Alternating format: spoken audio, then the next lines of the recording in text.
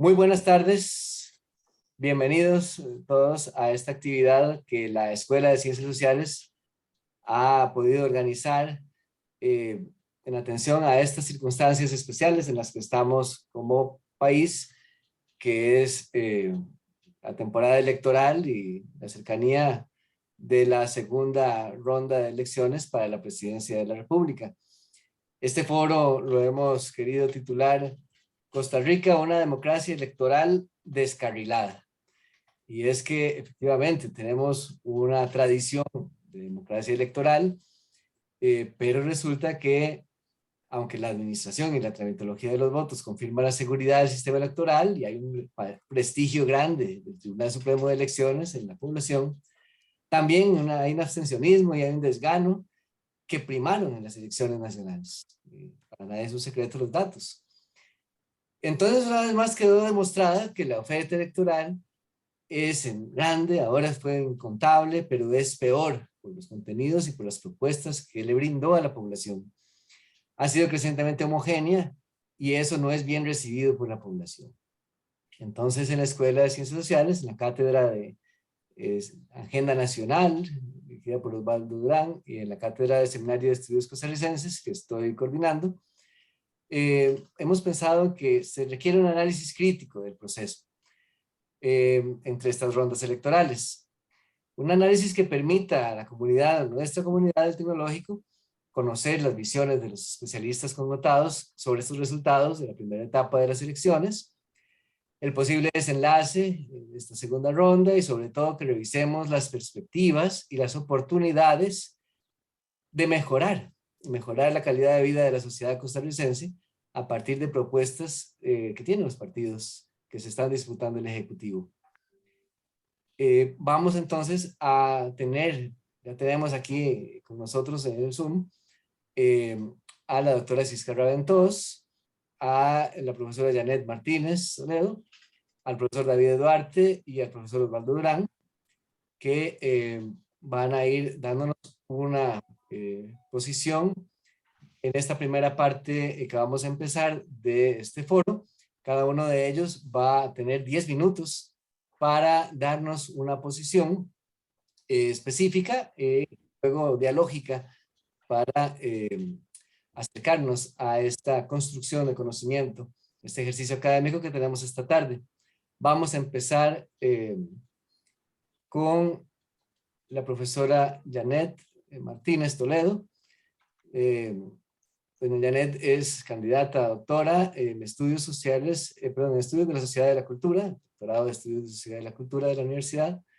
Tiene la maestría en el programa de comunicación de la Universidad de La Habana y licenciada en filosofía, también por esa universidad. Tiene una amplia trayectoria de investigación en el SICOM desde 2013. Y además es coordinadora de programas de investigación de narrativas de género y de comunicación del SICOM, en el que investiga sobre la violencia política contra las mujeres. Y además realiza distintas actividades, ha realizado y ha coordinado actividades como el encuentro Feminismo, Género y Comunicación y los cursos de Derechos Humanos para profesionales en la comunicación. Es investigadora del Centro de Investigaciones en Estudios de la Mujer, del CIEM, de la Universidad de Costa Rica desde el 2017 y desarrolla investigaciones sobre la brecha digital de género en Costa Rica. Después de este momento de la profesora Janet Martínez, participaría el profesor David Duarte, la doctora Raventós, y al final de estas primeras participaciones de 10 minutos, le tocaría el turno al doctor Osvaldo Durán. Entonces, no sé si empezamos de una vez, Janet. Perfecto, muchas gracias. ¿Puedo compartir? Ya te voy a le voy a facilitar el compartir la pantalla para que nos pueda brindar su material. Bien, ya lo tiene habilitado. Adelante. Muchas gracias.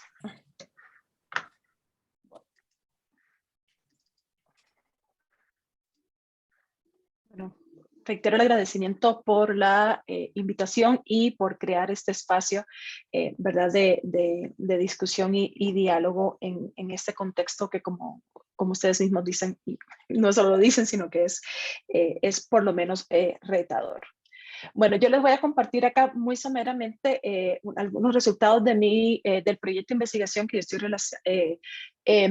desarrollando en el SICOM en este momento y que tiene como finalidad escuchar las voces, las narrativas de las mujeres que han ejercido política en los últimos 8 años, ya sea desde las diputaciones, desde las municipalidades, ¿verdad? Desde el Ejecutivo, y cómo ha sido su experiencia con la violencia en redes sociales, ¿verdad? Este es un estudio que tiene, bueno, pues una historia muy larga que yo no les voy a contar ahora en aras del tiempo, pero a mí siempre me ha preocupado mucho cómo como sociedad discutimos en redes sociales sobre la violencia contra las mujeres y sobre los derechos humanos de las mujeres, ¿verdad? Y mal y pronto lo primero que puedo decir, así que si tuviera que hacer un lead noticioso, sería decir que la violencia contra las mujeres se discute de manera violenta, ¿verdad? Como muchos otros temas, ustedes me dirán, ¿verdad? Pero cuando estamos hablando de derechos de las mujeres, hay un triángulo de violencia, ¿verdad? Que en primer lugar ejercen los medios de comunicación, representando a las mujeres generalmente como víctimas, representando a las mujeres como dependientes, ¿verdad? Como personas no autónomas, ¿verdad? Reproduciendo estereotipos de género. Ese es el primer nivel. Y hay un segundo nivel, que es en el que las mujeres somos vistas por las personas que interactúan en las redes sociales como seres de segunda categoría, por llamarlo de alguna manera. Entonces, cuando hay una discusión acerca de la vida de las mujeres, cuando hay de los derechos de las mujeres por lo general, yo les puedo decir que hay 3 elementos clave. Uno, las mujeres o sea, hay una criminalización de lo que decimos las mujeres. Número 1, demandamos un derecho, pues somos unas criminales porque nunca sabemos cómo pedir las cosas correctamente, ¿verdad? Número 2, nunca sabemos bien de lo que estamos hablando. Número 3, nuestro cuerpo está en permanente evaluación. Si muy grandes, si muy jóvenes, si muy delgadas, si no tan delgadas, ¿verdad? Nuestro cuerpo, si somos la hija de, la madre de, la esposa de, la novia de, siempre se nos está definiendo en función de otros, generalmente hombres. Ahora, yo tenía la pregunta, ¿qué pasa cuando estamos hablando de mujeres que están ejerciendo la política en puestos públicos? Y les tengo que decir que básicamente lo mismo, ¿verdad? Entonces hay una primera línea que es ¿qué pasa? ¿Verdad? Hay una contraposición entre lo que representan los medios de comunicación y lo que se discute en redes sociales respecto de cuál es la experiencia política de las mujeres, ¿verdad? Y desde el currículo de estas propias mujeres y lo que los medios están representando. Esta es una primera línea. Las mujeres que ejercen política en este momento, que son figuras públicas, se les niega permanentemente su conocimiento, su expertise, y se sigue vinculando a las mujeres en su relación con otros sujetos, ¿verdad? Volvemos, ¿verdad? Si sos la hija de, si tu participación política se debe a que estás vinculado con, y casi todos esos vínculos pues, son masculinos, en parte porque la política ha estado históricamente dominada por los hombres y en otra parte porque a las mujeres siempre nos ven de manera subordinada con respecto a los hombres, pues, a la construcción de la masculinidad. Sin embargo, cuando usted le pregunta a las mujeres o se toma el trabajo de leer sus currículos, cosa que no sucede mucho, lo que tenemos entonces es mujeres que llevan participando en política desde la niñez, desde la adolescencia, ¿verdad? Mujeres que conocen sus contextos, mujeres que conocen los escenarios en los que trabajan, ¿verdad? Y que entienden la política como un ejercicio cotidiano y de su día a día. Y que tienen, por lo menos cuando en su narrativa, tienen pues un discurso de que y una ética del trabajo y de que tienen que estar permanentemente mostrando sus logros y mostrando su trabajo, ¿verdad? Porque es la única manera que tienen de contrarrestar estos estereotipos de género que han sido asignados a las mujeres en política. Por eso cuando ustedes ven los Facebooks las páginas en Facebook de candidatas y las páginas en Facebook de mujeres, de diputadas, de ministras, usted va a ver permanentemente una referencia a lo que están haciendo, dónde están en este momento, qué están haciendo, con quiénes están, cuál proyecto de ley están aprobando, qué están construyendo socialmente, porque hay una necesidad permanente de contrarrestar ese discurso hegemónico de que las mujeres no son capaces para ejercer política.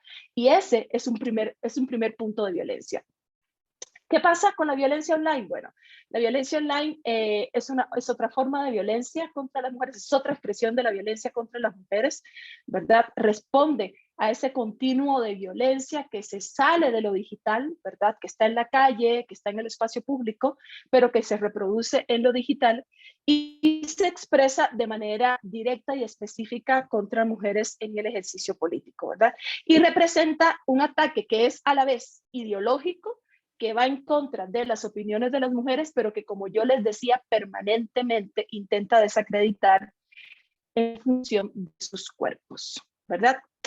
Ahora, ¿cuáles son los tipos de violencia que yo he encontrado pues, en todo el tiempo de este estudio y que además se exacerba en tiempos, en tiempos electorales? Bueno, pues el uso de palabras y expresiones ofensivas. A mí no me gusta mucho como colocar, reproducir visualmente estos comentarios, pero creo que todas y todos lo hemos visto en alguna manera, ¿verdad? Vieja necia, ¿verdad? La alusión a la vida sexual de las mujeres como aspecto desacreditador, ¿verdad? De descrédito del trabajo que hacen las mujeres. El uso, ¿verdad? De la edad, el uso, ya sea como muy joven, muy joven, muy vieja, ¿verdad? Permanentemente hay digamos que el apelativo loca se usa permanentemente, ¿verdad? Para hacer referencia a las mujeres que están usando su voz, independientemente de su ideología, que eso es como una de las cosas como súper interesante. Comentarios de índole sexual, ¿verdad? Amenazas a la integridad física, que tienen mucho que ver con amenazas de violación, que tienen mucho que ver sobre todo con aquellas mujeres cuya postura política está vinculada al derecho a decidir sobre los cuerpos que tenemos las mujeres. Entonces hay una alusión permanente a la sexualización del cuerpo de las mujeres, pero sobre todo a la posible violencia, amenazas de violencia física, sexual contra estas mujeres por estar alzando la voz y ejerciendo su derecho democrático, ¿verdad? Y yo quisiera resaltar, por ejemplo, y aquí ustedes lo pueden ver en este comentario, el uso del anonimato, ¿verdad? De esta usurpación de usuario, ¿verdad? En la figura del troll generalmente, el uso del anonimato para agredir verbalmente a las mujeres y que quede como un sentimiento, como una sensación, como una realidad de impunidad, ¿verdad? En las redes sociales en este momento prácticamente se dice de todo, ¿verdad? Se ejerce violencia verbal, se ejerce violencia simbólica y en estos momentos no está pasando mucho, no está pasando nada. Y parte de eso tiene que ver porque no hay una manera de rastrear la identidad de los sujetos que están, ¿verdad? Contribuyendo al discurso violento, ¿verdad? Ahora, esta violencia tiene un impacto para la vida de las mujeres, pero tiene un impacto para el ejercicio democrático, ¿verdad? Estamos en una asamblea legislativa, estamos en esta asamblea legislativa que va a ser la más paritaria de la historia de las asambleas legislativas de este país. Uno de los hallazgos es que a mayor presencia de las mujeres en política, a mayor liderazgo de las mujeres en política, mayor ejercicio de la violencia, ¿verdad? Entonces, las mujeres estamos más y entonces a la vez las mujeres al estar más presentes, pues somos el blanco de ejercicios violentos con mucha más frecuencia, ¿verdad? Entonces, ¿cuál es el impacto que tiene esto? Las mujeres entrevistadas para este estudio hacen un uso, digamos, limitan su uso de las redes sociales, ¿verdad? Hay una despersonalización de la construcción de la figura política en las redes sociales para evitar estos elementos violentos, ¿verdad? Impactan la salud mental de las mujeres, o sea, genera tensión, genera estrés, genera inseguridad, ¿verdad? Fuera de las redes sociales y reproduce los estereotipos de género y la discriminación contra las mujeres en el espacio público en general y en el espacio político. Hay una de las frases recurrentes que es cuando se manda a las mujeres para su casa a criar a los hijos, ¿verdad? Usted que está haciendo aquí, ejerciendo política y no está en su casa cuidando a sus hijos. El lugar suyo es su casa, ¿verdad? Entonces yo, para cerrar, ya quisiera como comentarles perdón, ya cierro. Para cerrar ya, quisiera comentarles que las mujeres entrevistadas desarrollan estrategias para superar esta violencia y desarrollan estrategias para seguir haciendo uso de las redes sociales, uso del espacio público digital para montar su plataforma política, ¿verdad? Entonces, pues hay una separación en la creación de perfiles, ¿verdad? Limitan los usos frecuencias de las redes sociales, que quizás puede ser una estrategia no tan positiva, pero también es como tiene que ver con el autocuidado del cuerpo de las mujeres y la decisión, ¿verdad? Individual. Y bueno, en el caso que se puedan, difieren el uso de las redes sociales, la administración de las redes sociales a personas especialistas, ¿verdad? Y por último, que es la menos frecuente, pero que a mí me parece interesante, es interpelar directamente a estos troles, a estos sujetos violentos, ¿verdad? Y hacer un llamado público al cese de la violencia contra las mujeres y el respeto de sus derechos. Entonces, como ustedes pueden ver, es un escenario bastante complejo, pero en el cual las mujeres no están siendo, digamos, que sujetos pasivos, sino que están estableciendo en un contexto de falta de legislación y falta de normativas para el funcionamiento del debate en redes sociales, que están teniendo que asumir pues, sus propias estrategias de cuidado y de protección. Muchas gracias. Muchas gracias a usted, Janet. Magnífico. Tenemos, bueno, se pasó unos segundos. Digamos que prácticamente no llegó al minuto. Estamos muy bien con el tiempo. No había saludado a doña Mayrín Carmona, directora de la Escuela de Ciencias Sociales, que nos acompaña. Y continuamos con el profesor David Duarte. David es profesor de la Escuela de Ciencias Sociales. Tiene una maestría en estudios latinoamericanos con énfasis en democracia y desarrollo y es politólogo por la Universidad de Costa Rica. David, ¿está listo? Ya tiene acceso a la pantalla. Bien. Te lo agradezco mucho. Yo no voy a compartir mucho porque no me dio chance de preparar una cuestión para compartir. Sin embargo, yo sí quería hablar. Sí quería hablar un poquitito de, bueno, rápidamente, pues, hacer una, digamos, historiografía rápidamente, aunque no sé si esa sería la palabra, de los movimientos de, pues, lo que se ha venido a considerar, digamos, como nueva derecha, aquí en Costa Rica, ¿verdad? Básicamente, yo lo que intenté un poquitito, lo que voy a intentar hacer de una forma muy rápida y muy general, es intentar responder rápidamente, ¿verdad?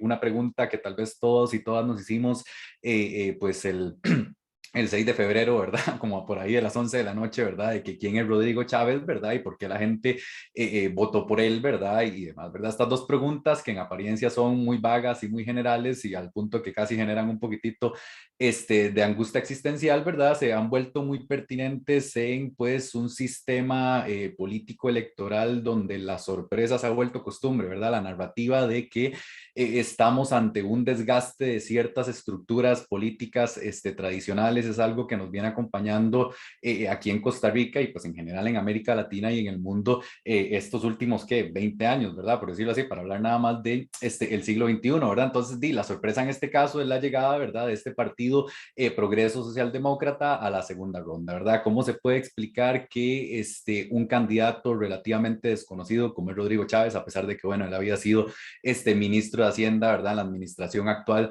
que sale, ¿verdad? Y que tuvo un papel muy importante en una serie, ¿verdad? De políticas públicas muy puntuales alrededor de la cuestión de empleo público y alrededor, ¿verdad? De ciertas negociaciones con organismos internacionales.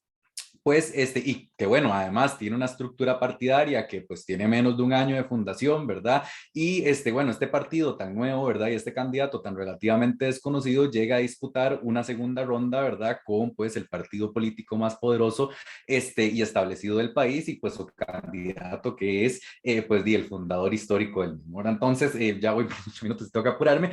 Pues en los últimos procesos, digamos, electorales de las últimas 2 décadas, la ciudadanía costarricense, aunque esto es algo que se puede decir decir, de toda América Latina en general, inclusive se puede ver como una tendencia mundial, ha sido pues testigo de el desgaste de ciertas estructuras políticas que tradicionales, ¿verdad? Para ponerlo mucho en comillas, ¿verdad? En el caso de Costa Rica es pues equilibrio, digamos, bipartidista que se genera alrededor de pues la segunda mitad del siglo XX, entre el PUS y el PLN, ¿verdad? Alrededor de un mutuo acuerdo, ¿verdad? Para impulsar una reforma del Estado y hacer crisis frente a la, perdón, y hacer frente, perdón, a la crisis pues del endeudamiento externo y el déficit fiscal que empieza por ahí alrededor de la década de los 80 del siglo pasado, ¿verdad? Perdón que me vaya tan lejos, pero es que la continuidad, ¿verdad?, de este discurso de crisis va a ser muy importante para estos movimientos, digamos, de nueva derecha, y también va a ser muy importante para explicar un poco, ¿verdad?, cómo es que adquieren tanta espacio, ¿verdad?, o cómo es que adquieren tanta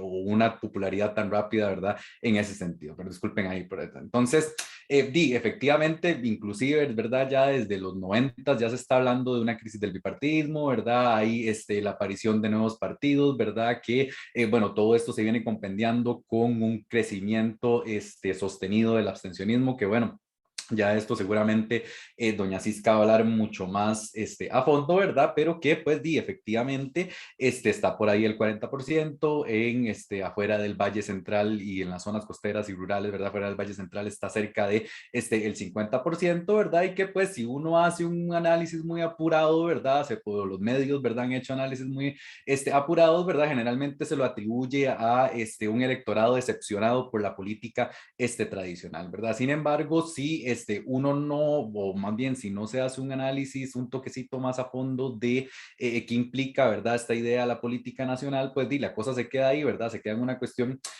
¿cómo decirlo?, ¿verdad? Muy esotérica, ¿verdad? No es muy original enunciar, ¿verdad?, que nuestro país presenta un problema de memoria histórica, ¿verdad? Sin embargo, desde 1948, pero que también siga siendo antecedentes tan anteriores, ¿verdad? Ha existido una invisibilización, perdón, efectiva durante décadas de, ¿cómo decirlo?, ¿verdad? Para ponerlo en términos muy llanos, una opción de izquierda, por decirlo así, real, que pueda pelear elecciones en el espectro político, ¿verdad? El espectro político costarricense ha moldeado la cultura política nacional de maneras que pues tal vez actualmente apenas estamos empezando a dimensionar, ¿verdad? Se construye mucho desde el Estado durante el siglo XX, pues como parte, perdón, ¿verdad?, de la narrativa del Estado, ¿verdad?, la idea de que pues la competencia democrática en Costa Rica se hace en una democracia, comillas, comillas, también, ¿verdad? Apagada, ¿verdad? Digo, acabada, perdón, en la cual pues hay grupos tecnocráticos que atienden a las necesidades nacionales y que están alejados de pues excesos ideológicos de la política, ¿verdad? Es casi una política sin política, y eso es un efecto muy raro, ¿verdad?, que ha tenido o que se viene experimentando en Costa Rica desde el 48, pero que inclusive después ya con toda esta cuestión del fin de la historia y la caída de la Unión Soviética a partir de los 90 se amplía inclusive mucho más, ¿verdad? Me estoy yendo mucho por la rama, disculpen, pero a lo que iba, ¿verdad?, es que pues estos excesos ideológicos, ¿verdad?, supuestamente no existen, ¿verdad?, en el país, y esto pues genera o ha generado, digamos, en la cultura política nacional, pues un efecto en la cual pues de cierto modo el éxito relativo, digamos, ya para, bueno, éxito relativo, ¿verdad?, ya en las primeras décadas, disculpen, de las primeras 2 décadas, perdón, disculpen, de el siglo XXI en Costa Rica, pues se empieza a volver muy evidente que la estrategia productiva de apertura de mercados, de pues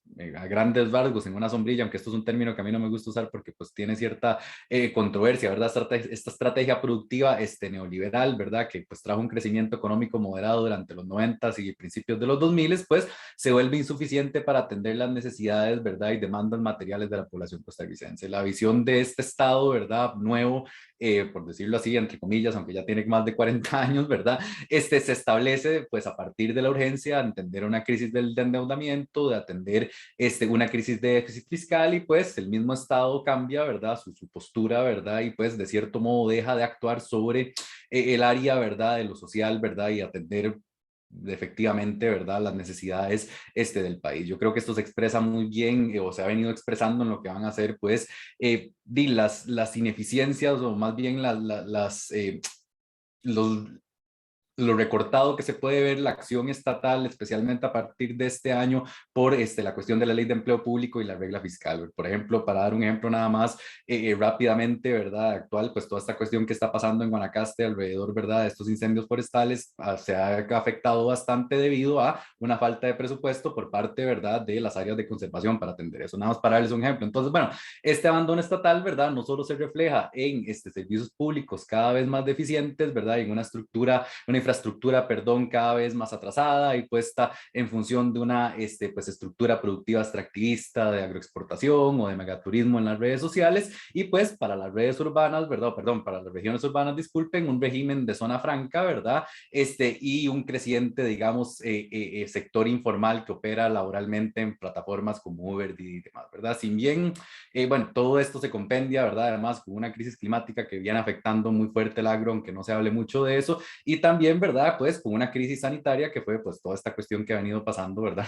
En estos últimos años con la cuestión del COVID, ¿verdad? Si bien de esto es una cuestión que es tradicional, por decirlo así, desde los últimos, ¿qué? 5 años para explicar esto, esta teoría de la clase trabajadora abandonada que se decepciona de la democracia, pues no es suficiente, digamos, para explicar el fenómeno tan fuerte de abstencionismo que tenemos, pero efectivamente da una primera pincelada. Yo creo que lastimosamente 10 minutos no me dio chance, ya veo que tengo un minuto nada más, pero nada más para ir concluyendo, ¿verdad?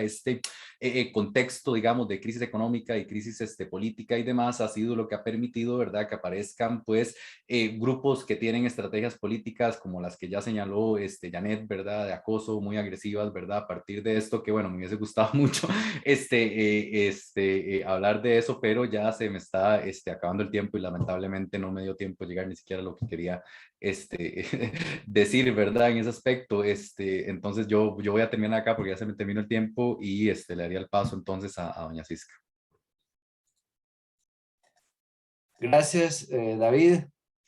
Muy bien, efectivamente, continuamos con la doctora Cisca Raventós.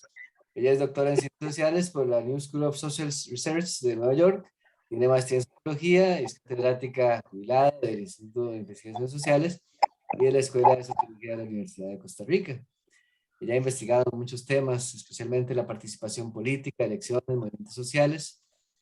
Es actualmente activista feminista, Mujeres en Acción, enfocada en el tema de la feminización de los ciudadanos, de los cuidados y las actividades económicas que ofrece la economía de los cuidados.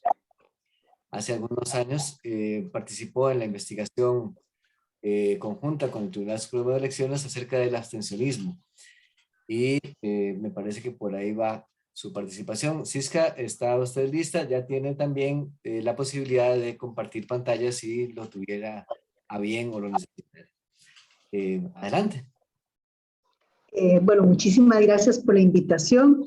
No voy a compartir pantalla, prefiero tratar de conversar un poco, porque básicamente lo que quiero en estos 10 minutos es compartir unas 3 ideas.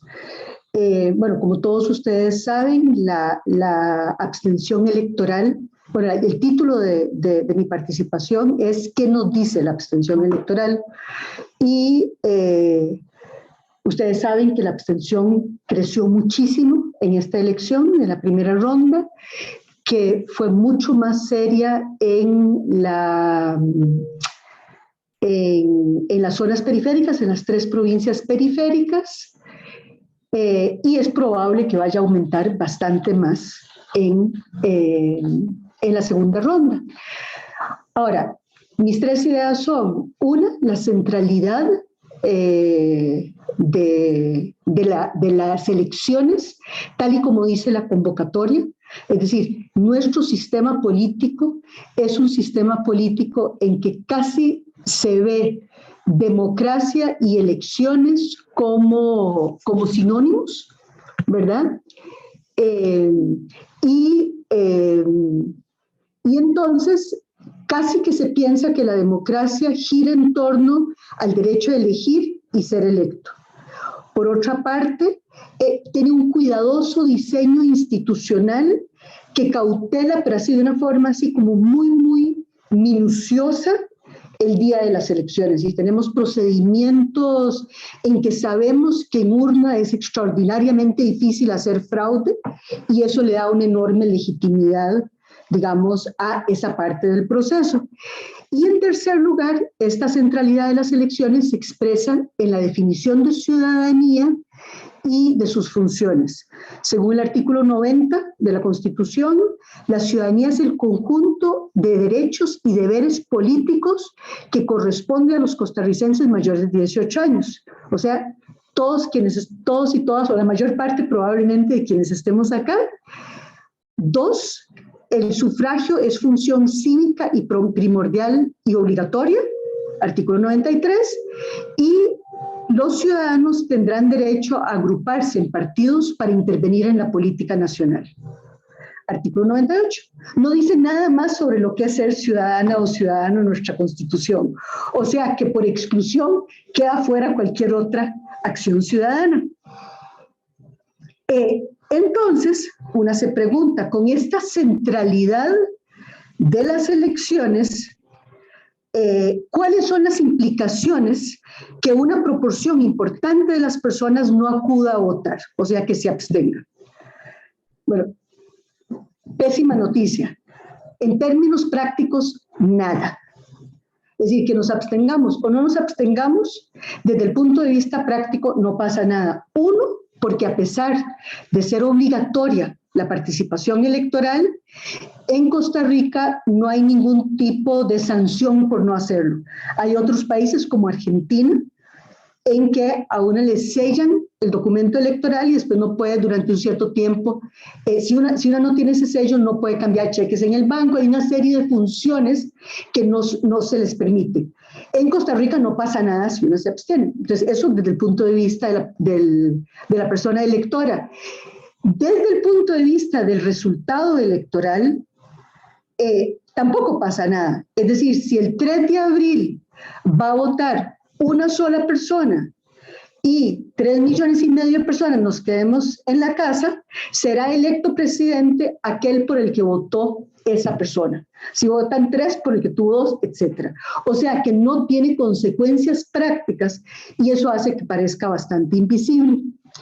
Sin embargo, sí tiene como un efecto, o más bien es un síntoma de, digamos, una erosión de este sistema democrático tan centrado en las elecciones.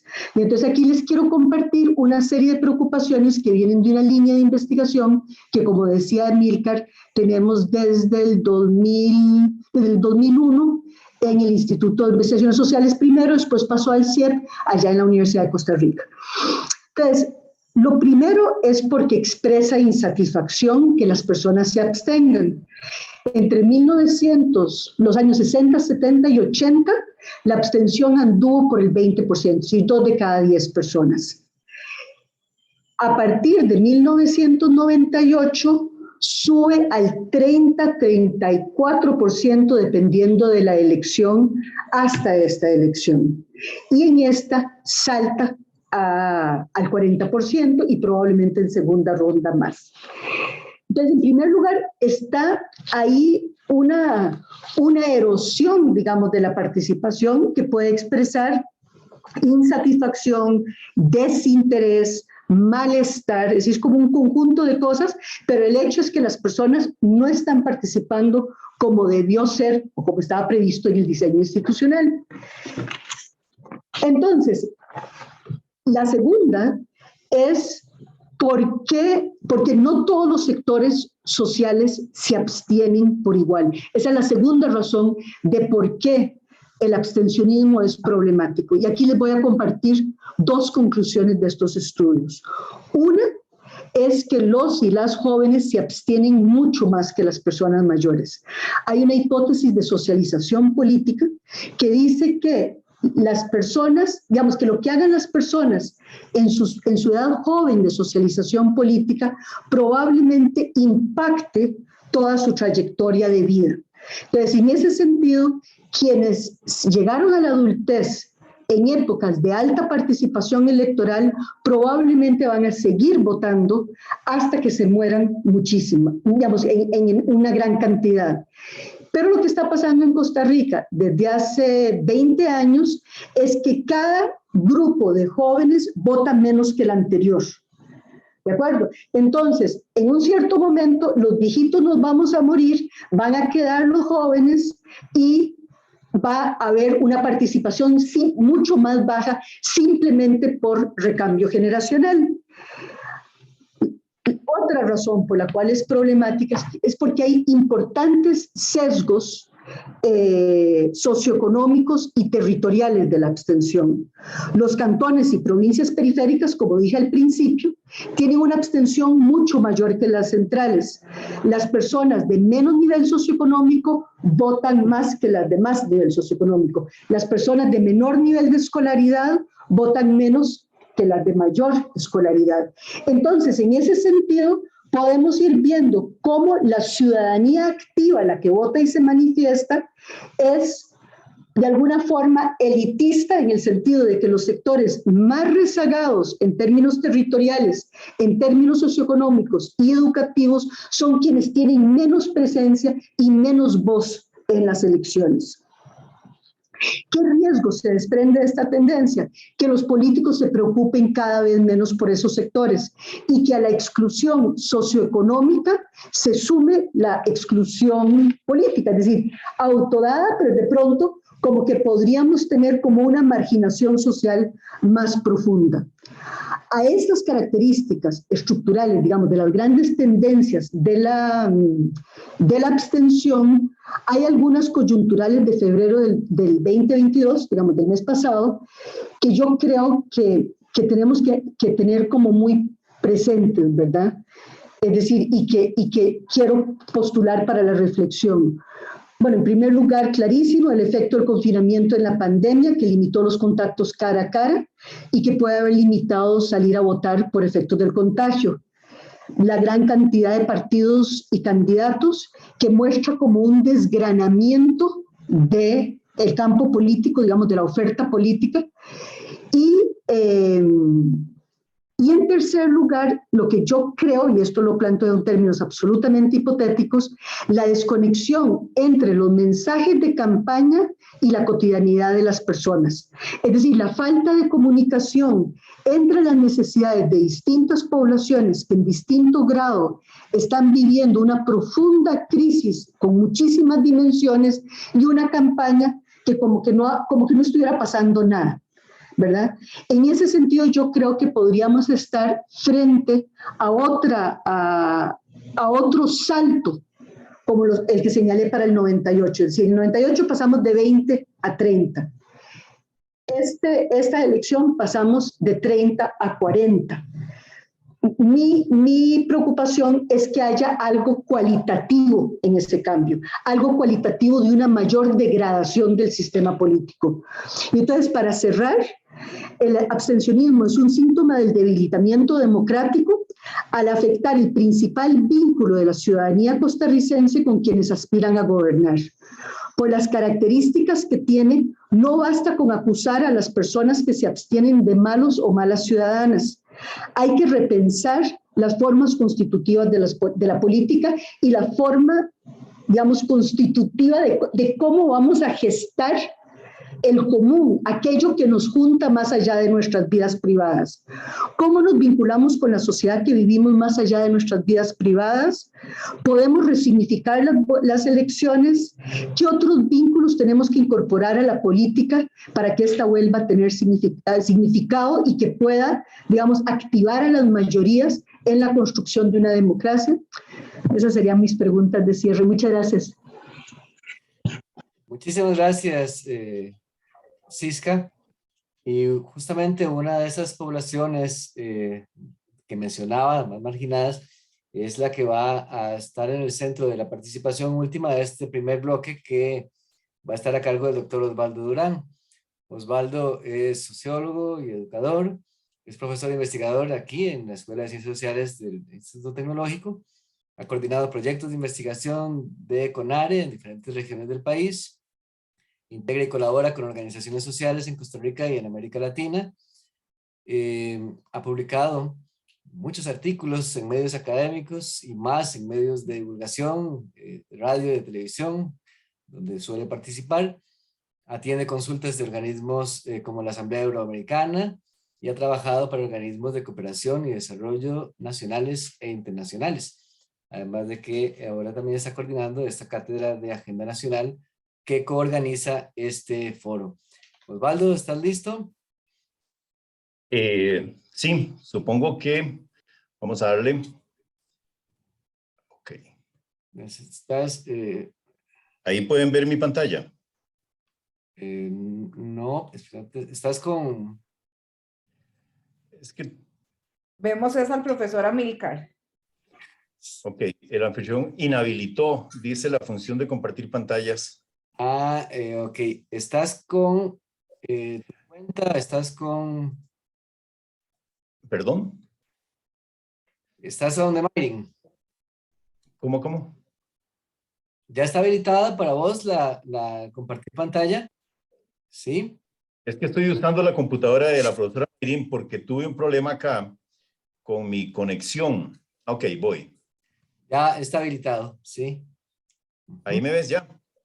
Sí, se ve pequeño, pero se ve tu escritorio. Un segundo. ¿Ahí? Ajá. Perfecto, profesor. Muy bien, adelante, Osvaldo. Estás en tu tiempo. Bueno, buenas tardes de nuevo a todos y todas. Muchísimas gracias más bien por participar en esta actividad de nuestras cátedras y la escuela.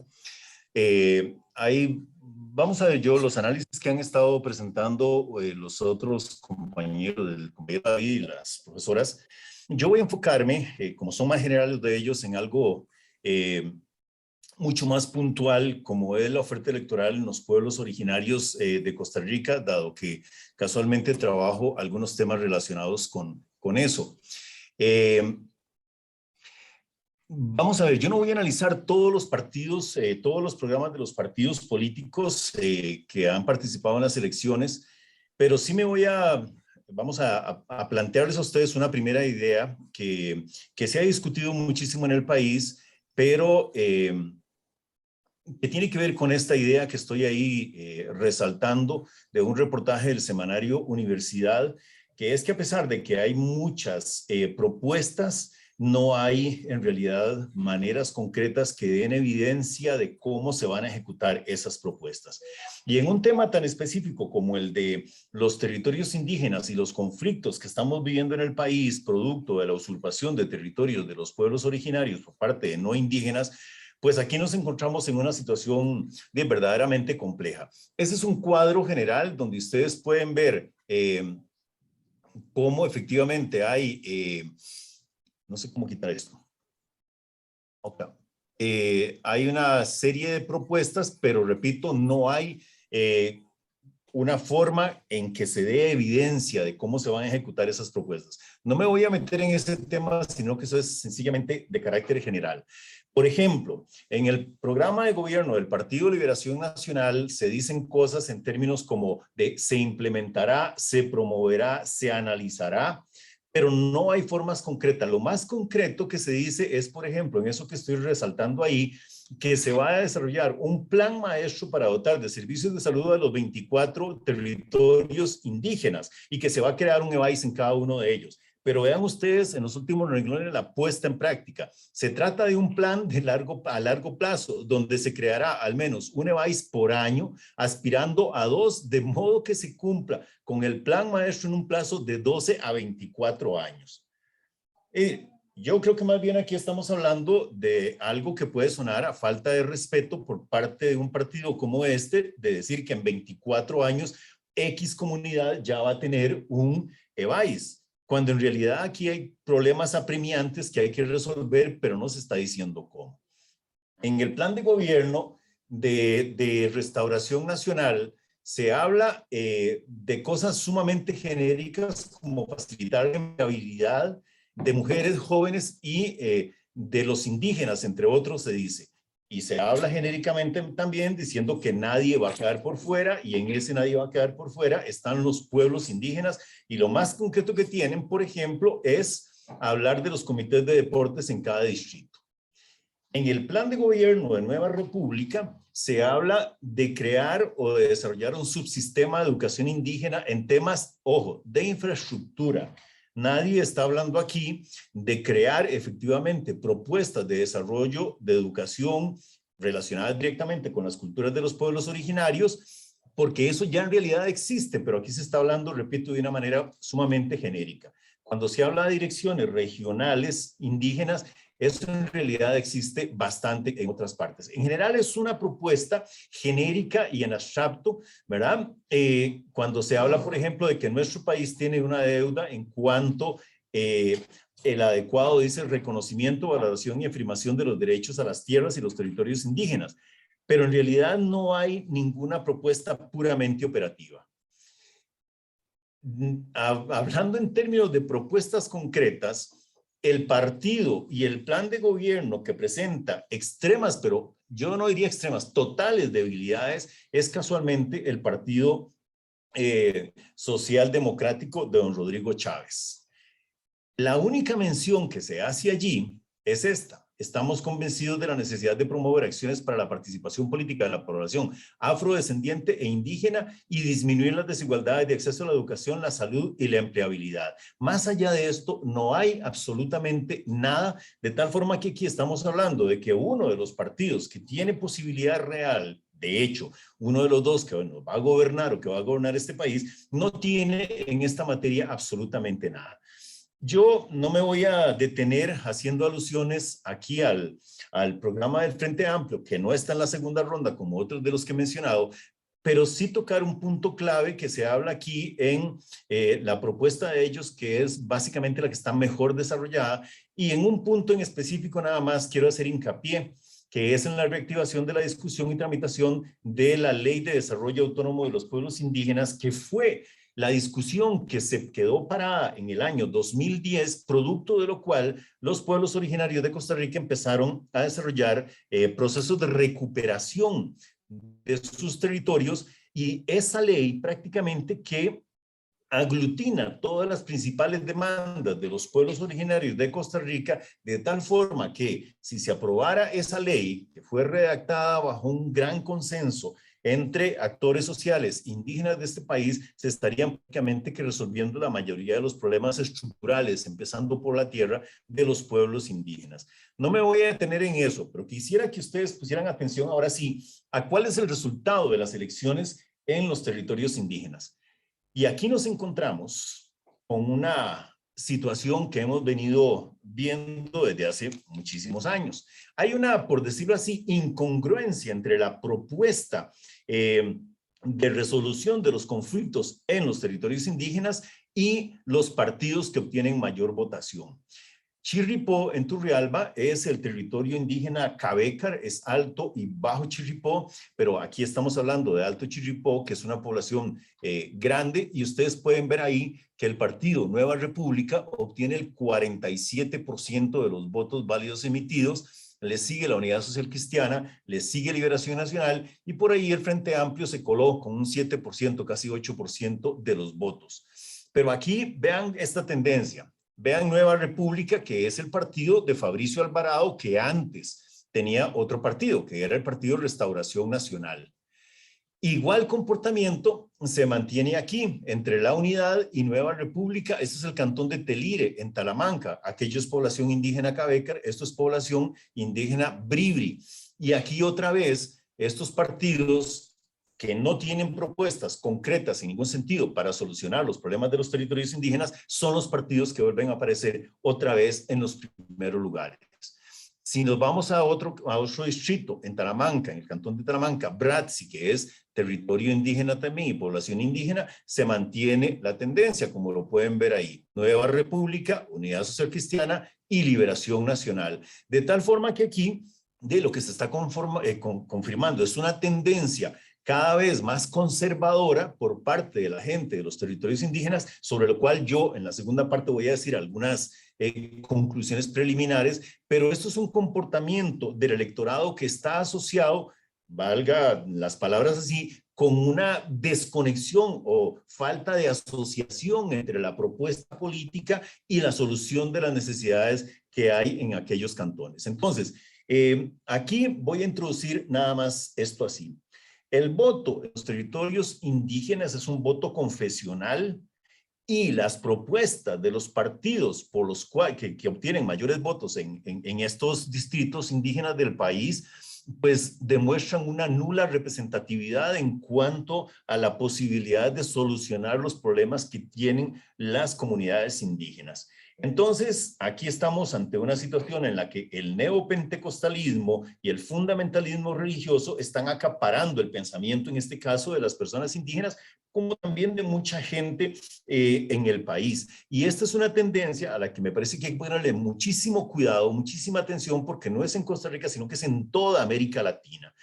Y aquí otra vez, otra cuestión que hay que resaltar es esto que pongo ahí al final. El Estado, los gobiernos y los partidos políticos en general en América Latina, y en Costa Rica no es la excepción, operan bajo pautas coloniales, racistas en la mayoría de los casos, y a pesar de que sus discursos de poder intentan implementar o dicen que van a implementar algo distinto, incluso en la norma constitucional no pasa eso porque no hay en la práctica algo concreto que le diga a usted cómo va a solucionar los problemas. Y termino con esta idea. En la práctica, el Estado-Nación, lo que hemos tenido de experiencia aquí en Costa Rica y que lo vemos con los asesinatos de Sergio, de Jerry y las agresiones, por ejemplo, contra Leo García en territorio bajo Chirripó, prácticamente que están en una práctica de borramiento de las culturas. Los espacios físicos donde habitan, tras unificar un territorio e imponer un nuevo orden social, es un orden racista. Los territorios fueron creados como residuos de territorio que se le entrega a los pueblos originarios, y ahí casualmente continúa un ejercicio neocolonial que termina anulando en muchos casos las formas de organización social de las comunidades indígenas y efectivamente logran imponer otras formas de organización social que, por decirlo así, la cultura de los pueblos originarios, y eso es ni más ni menos que un proceso de, podemos decir, de borramiento cultural de los pueblos originarios. Entonces me quedaría por allí, Amílcar, para no abusarme con el tiempo, y pues nada, ahora podré redondear 2 o 3 ideas más. Muchísimas gracias. Muchísimas gracias, Osvaldo.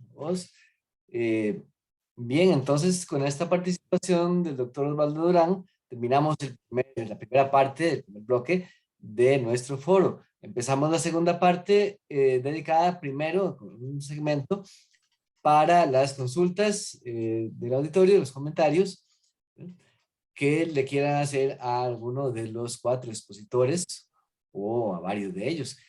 Tiene la palabra la persona que guste preguntar o comentar lo que acabamos de compartir por parte de los expositores.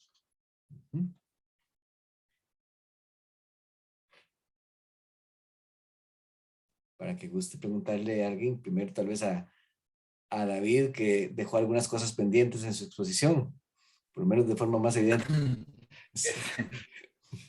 Claro, Amílcar, no, bueno, nada más, yo lo que quería redondear ya ahora para ir aterrizando un poquitito era que, pues, en un contexto, digamos, de múltiples crisis, como les había hablado, ¿verdad? Una crisis migratoria, una crisis climática, una crisis económica que, bueno, se vienen arrastrando, inclusive desde el 2008, todas se expresan también en lo material, en términos de pues los recursos, o sea, el territorio, que es una cuestión de la que habla también mucho Osvaldo, y bueno, los recursos de quién, ¿verdad? Y a partir de qué, discursividades y demás, y pues efectivamente las respuestas de los grupos de poder políticos y económicos aquí en Costa Rica sobre todas esas cosas ha sido pues osificar, por decirlo así, las relaciones tradicionales de producción, ¿verdad? Mientras que pugnan, digamos, entre grupos de poder económico, ¿verdad? No hay tanto una discusión en lo político porque la cuestión política ya está pues saldada supuestamente, y eso supuestamente también tiene mucho que ver, ¿verdad? Con la falta de participación en un proyecto proyecto político, porque se establece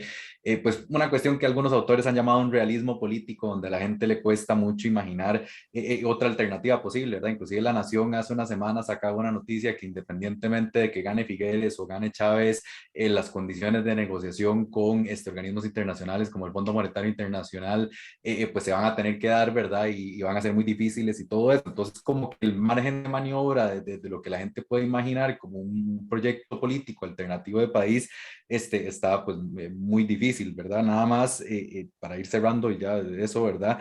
La contrapropuesta a esto es una cuestión muy difusa todavía, ¿verdad? Que yo identifico como un proyecto pues popular democrático, que bueno, sería hablar de una multiplicidad de demandas sociales que no están articuladas, digamos, como todavía en un proyecto político de masas, como un partido, no, tal vez no necesariamente un partido político, pero tal vez uno podría pensar en ciertas cuestiones como lo que ha pasado en Chile, ¿verdad? Alrededor de pues, los movimientos de calle que han generado comunidad política, que han construido movimientos sociales, ¿verdad? Y que, bueno, han tenido mucho el influjo y la participación de movimientos sociales feministas y ambientalistas, ¿verdad? En Costa Rica existe también expresiones de ese tipo de demandas políticas y sociales que no están todavía muy bien articuladas, pero tienen esa potencialidad, ¿verdad? Tienen esa potencialidad de pelear ya a un nivel más de lo simbólico, sino ya una cuestión más material, ¿verdad? Más económica, de cómo nos organizamos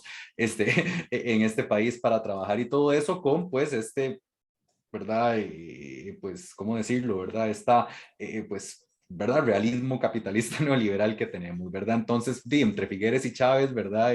Ambos representan una continuidad de este proyecto económico, ¿verdad? De esta cuestión, ¿verdad? Colonial, la exportadora de la que habla Osvaldo, especialmente en las zonas, digamos, de las provincias afuera del Valle Central y todo eso, pero se plantea todavía, ¿verdad? Una lucha en lo simbólico que se expresa cada vez con más fuerza en el debate, o que se le va cada vez más al cuerpo, ¿verdad? De las mujeres, y esta idea que tienen muchos estos grupos de nueva derecha de una conspiración feminista para afectar la familia tradicional y todo eso, que ahora que lo que habla Janet también, para agregar un poquitito, ¿verdad? De eso sí me pareció bastante interesante, y pues Dino, no sé si alguien tendrá algún otro comentario ahí. Más bien, gracias por darme el espacio para redondear un poco lo que quería decir. Y bueno, frente a esta, ¿verdad? Pues posicionamiento o esta discursividad política, ¿verdad? Que nos pone como en una suerte de guerra cultural, ¿verdad? O algo así, pues la recomendación que yo doy, ¿verdad? Es que salgan a la calle y hagan bulla porque pasan cosas, ¿verdad? No, obviamente es mucho menos sencillo, mucho más difícil que esto, pero busquen comunidad, ¿verdad? Busquen grupos políticos, de acuerdo a lo que ustedes, bueno, esto es más que todo para los muchachos y las muchachas, ¿verdad? Consideran que es pues lo bueno y lo justo, ¿verdad? Y todo ese tipo de cuestión, y bueno, ahora en la cuestión, digamos, electoral y demás, eso ya es, pues, eso es como un confesionario, ¿verdad? Cada quien hace lo que quiere. Yo no me decanto por ninguno de los candidatos, precisamente por eso que he hablado, pero nada más para cerrar eso. Más bien, gracias por el espacio, y no sé si alguien tendrá algo más que decir, para no seguir yo, pues, divagando, ¿verdad? Entonces, gracias. Muchas gracias, David. Muy bien, sí, estamos en el espacio de comentarios y de preguntas, especialmente. Acabo de usar el chat para exhortar también a los participantes a expresar por ahí sus preguntas por medio del chat, o obviamente pueden levantar la mano. Cualquiera puede sentirse en la libertad de participar. Muchas gracias, Mauricio. Mauricio Cedeño, compañero de la escuela, puede participar. Adelante, Mauricio. No, buenas tardes. Buenas tardes, Amílcar, y a todo el panel de expositores y expositoras. Muy interesante todo, y gracias por sus aportes también a toda la población estudiantil que estará por acá conectada. Cuando escucho las intervenciones, logro hacer un hilo común, ¿verdad? Que es, sería preguntarme para quién está hecho este sistema democrático, ¿verdad? Con todas las comillas que se le puedan poner. O sea, realmente será o estará en la posibilidad de representar a las mujeres como colectivo, a la población indígena, a la población trabajadora, ¿verdad? Son interrogantes que surgen porque parece que estos datos Lo decía la doctora, ¿verdad? Estos datos de abstencionismo parecen reflejar que no. Es decir, que el abstencionismo llegue a esos niveles en las periferias, por ejemplo, el avance que han tenido también todo este nuevo pentecostalismo, ¿verdad? En sustitución de instituciones del Estado en esas zonas, nos hace preguntarnos entonces, esta democracia la están eligiendo quiénes y para quién, ¿verdad?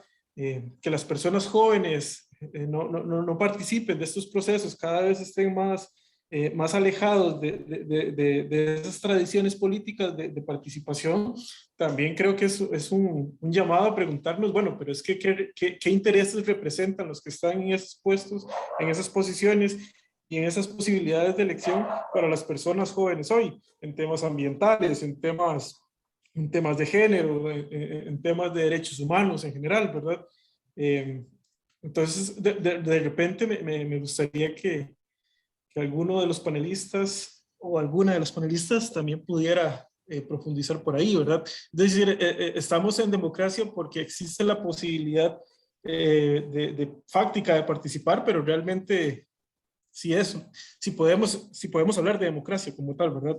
O si se queda únicamente en la institucionalidad, principalmente con la doctora Cisca, ¿verdad? Que era como el tema que más retrataba.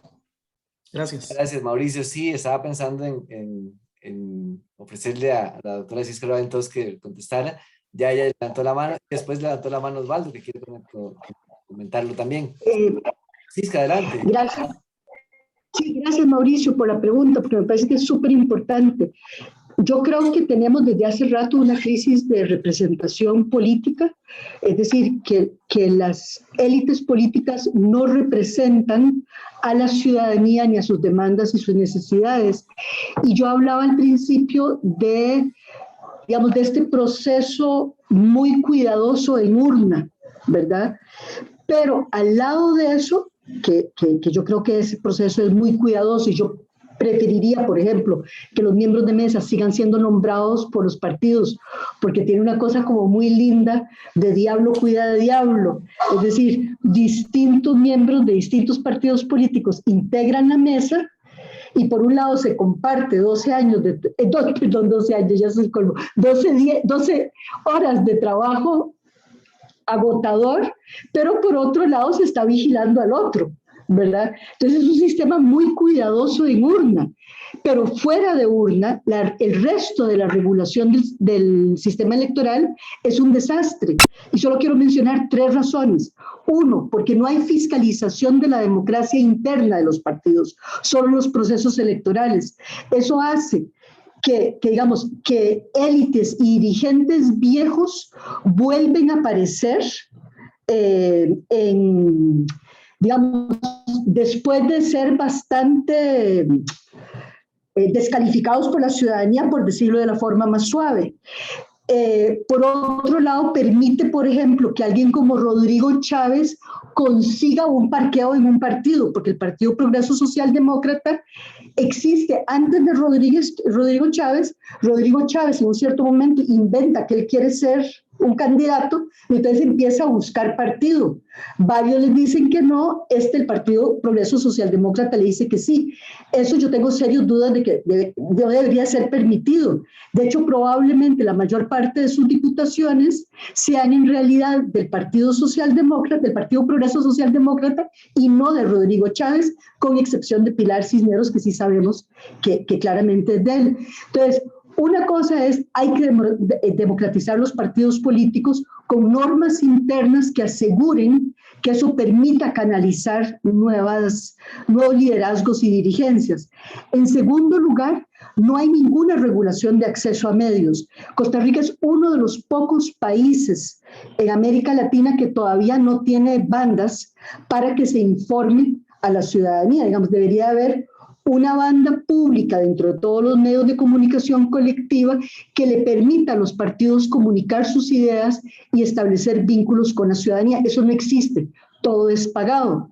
Y la tercera a la que llego, que es como uno de los nudos que explica lo otro, es el problema del financiamiento. Nosotros pagamos el financiamiento con la deuda política, pero esa deuda no se le da a los partidos antes de la elección.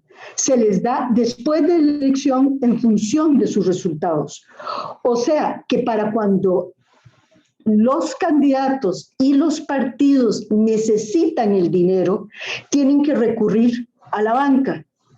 Esa banca hace un enorme negocio porque les vende la plata descontada por el riesgo que están corriendo. Pero los bonos además ganan intereses. Entonces, el banco y quienes financian los fideicomisos de esos bancos pueden adquirir poder en función de ese préstamo con ese o esa candidata.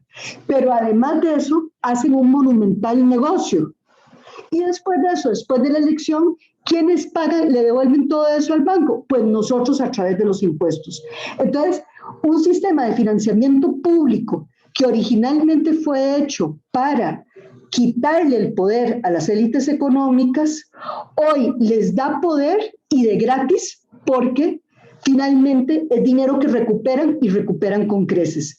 Entonces, si bien tenemos esta cuestión súper meticulosa a nivel de urna, en los grandes temas estamos fallando muchísimo y evita que se canalicen intereses y propuestas, digamos, hacia la esfera pública.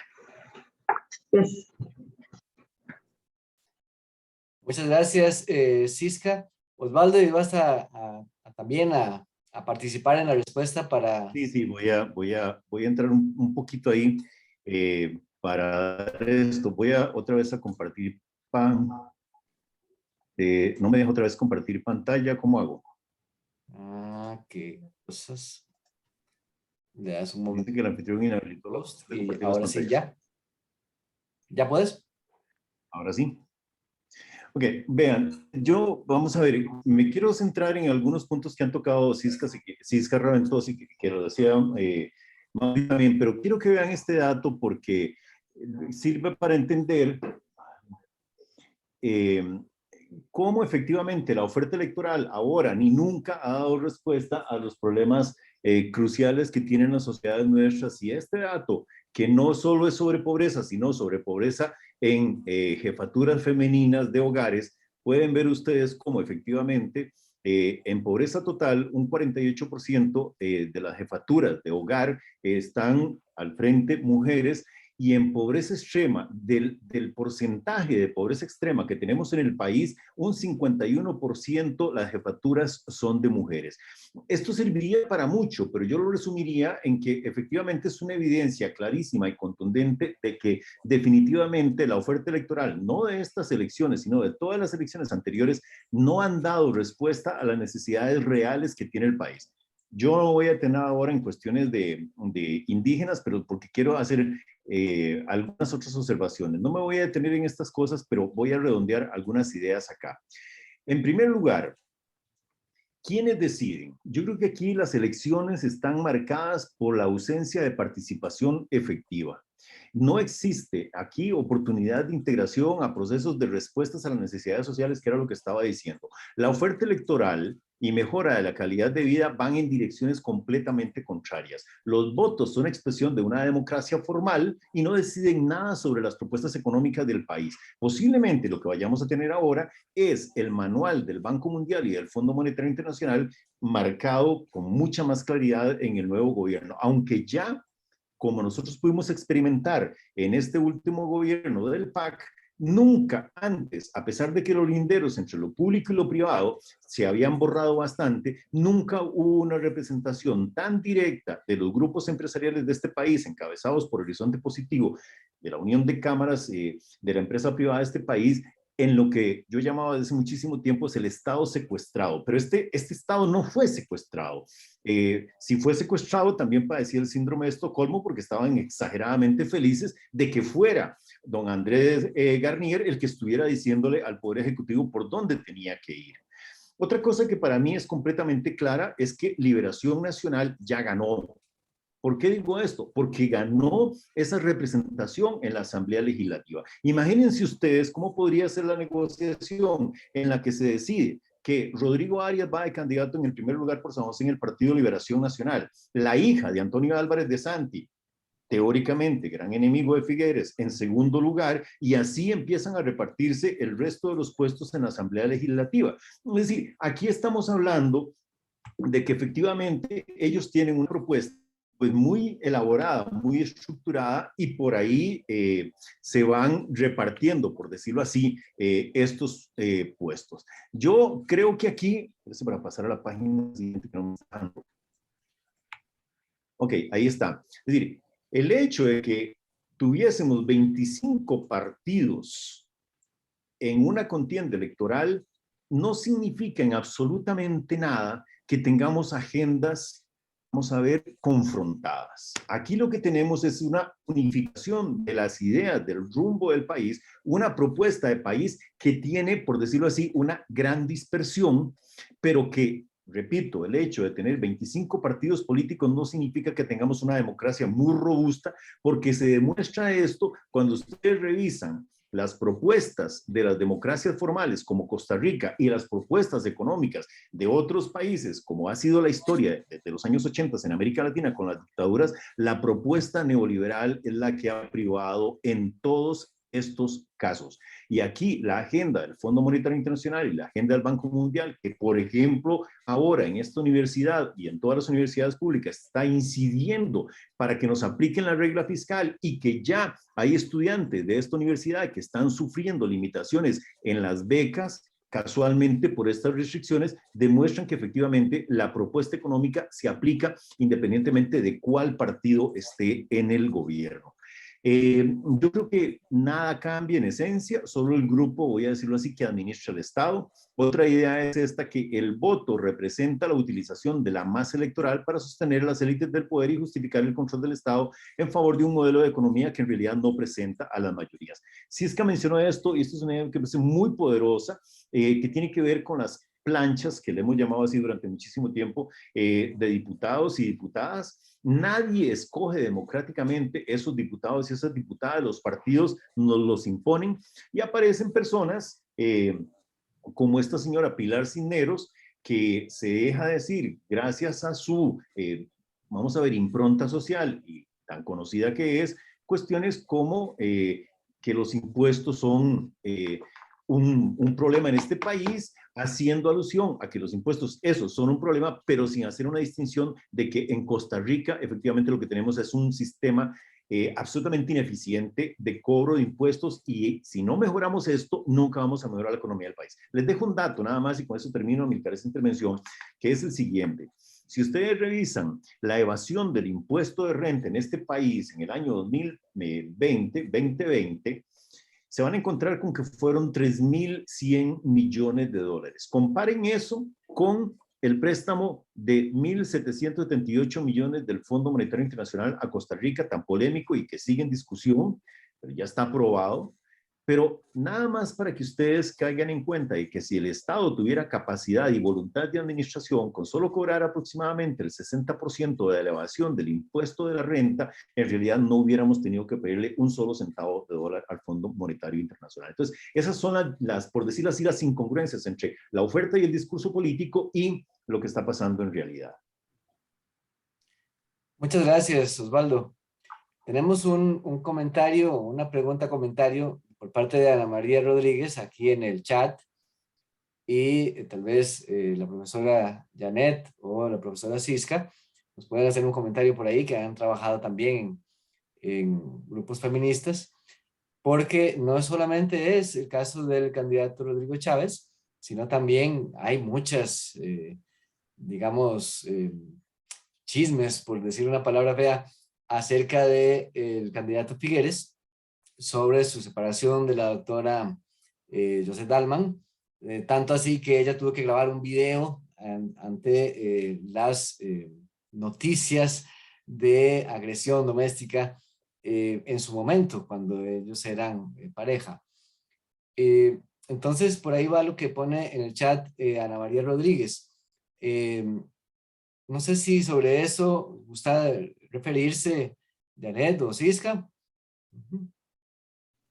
O alguno más.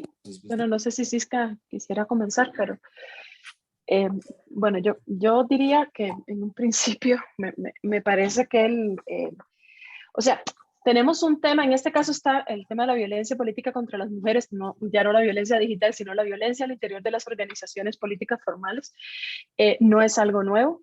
Creo que se expresa de manera cotidiana en la vida de los partidos, ¿verdad? Entonces estamos hablando de que podemos citar los casos más, digamos, que mediáticamente ha movido pues la opinión pública, pero no podríamos negar que forma parte de la cotidianidad de los partidos, ¿verdad? Y y por eso en este momento tenemos todavía en corriente legislativa un proyecto de ley para erradicar la violencia política contra las mujeres, ¿verdad?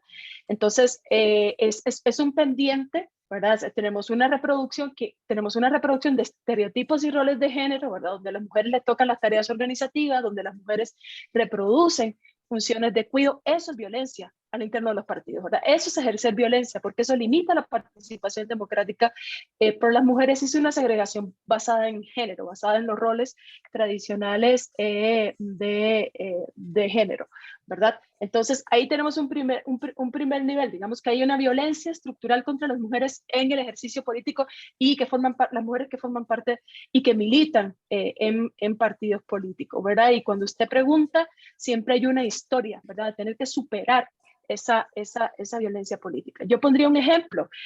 Si recuerdan, hace 4 años, ¿verdad? En los primeros meses de funcionamiento de la Asamblea Legislativa hubo 2 denuncias de diputadas contra compañeros, bueno, no sé si compañeros es la palabra, contra diputados de su mismo partido, ¿verdad? Quienes ejercieron violencia política contra ellas, ¿verdad? Y entonces terminó siendo, ¿verdad?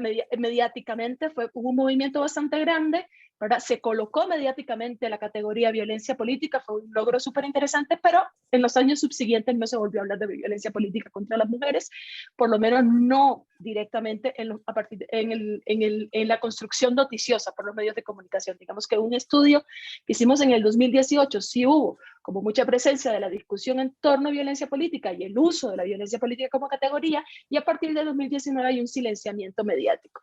Eso es violencia, ¿verdad? Entonces, digamos que cuando que en este momento estamos teniendo una participación de las mujeres, igualitaria de las mujeres en la Asamblea Legislativa, porque hay legislación, ¿verdad? Porque hay una política que establece eso. Entonces, digamos que hay un reto. Yo no creo que todo pase por la política o por la legislación, pero evidentemente es muy importante que contemos con eso para hacer los derechos de las mujeres, ¿verdad? Entonces estamos en un contexto en el que el hostigamiento, en el que la violencia forma parte de la vida de las mujeres, forman parte de los partidos políticos como forman parte de la sociedad en su totalidad. A mí me parece interesante, y cierro con esto, y quiero rescatar el hecho de que estemos hablando de este tema, de estos temas, de que esto se tematice, con el peligro de que también se instrumentalizan los derechos de las mujeres a vivir una vida sin violencia con fines políticos o con fines de campaña política, no con fines políticos, con fines de campaña, de ganar un discurso, de ganar en un discurso en plena campaña política. Entonces, yo sí creo que está bien que hablemos de esto, está bien que se tematice el problema. Creo que hace 50 años hubiéramos vuelto a ver para otro lado. Yo no estoy quitándole el valor a eso, ¿verdad? No, pero a mí sí... sí me parece que es importante entender que las mujeres en este momento crecemos en política o estamos en política y en alguna instancia presupuestamos la violencia que vamos a vivir, la violencia que vamos a experimentar. Y por eso es tan importante y además es como tan natural la manera que tienen las mujeres de desarrollar estrategias individuales y colectivas para contrarrestar esa violencia política, ¿verdad? La violencia política de sus pares, la violencia política de los medios y la violencia política de los usuarios, de los interactuantes en redes sociales. Gracias. Muchas gracias, doña Janet. Doña Cisca, ¿ibas a decir algo sobre este punto? Sí, un par de comentarios rápidos. Ana María, digamos, El panorama es absolutamente desolador frente a la segunda ronda.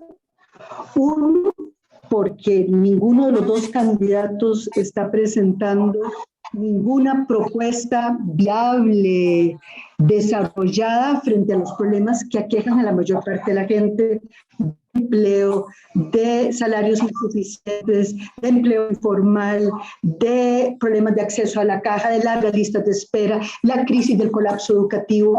Es decir, hay una enorme cantidad de preocupaciones que no están siendo abordadas. Y desde lo que usted pregunta, desde la posición de las mujeres, los dos candidatos representan modelos de masculinidad absolutamente nefastos para las mujeres. Entonces, en ese sentido, creo que en general las organizaciones feministas hemos decidido no colocar el tema como tal, como posibilidad diferenciadora entre los candidatos, ¿verdad?